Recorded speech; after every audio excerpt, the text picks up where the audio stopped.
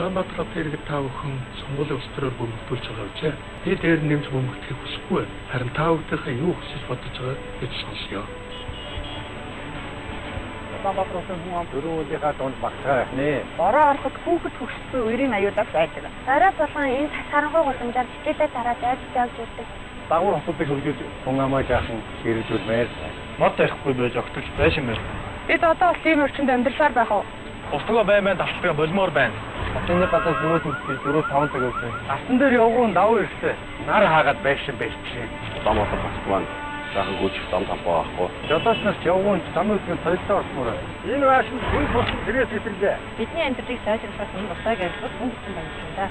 Бидний цэвэр аваад цэцэрлэг түрээсээ хэрэгтэй байна. Амар амгалан аюулгүй тайван орчинд амьдрмаар байна. Дөрөн журмаас ташмаар байна. Агаар нь тэгээд хотод амьдрмаар байна. Метрод очих мааштай. Хилтэй удамжаар айж явж чамаар байна. Газар олбостой журмалмаар байна. Хүн суртлууш хөнгөн шуурхаа үйлчлэх хэрэгтэй байна. Хойчрээд ийм орчинд амьдруулмаар байна. Хотын төвчөлдөөс ангижмаар байна. Улаанбаатар хотод тайван ажиллаж амьдрмаар байна. Зөвхөн ийм учраас бид та бүхэндээ хамтдаа хүн шиг амьдрах хот шиг хөгжиж гэж уриалж байна.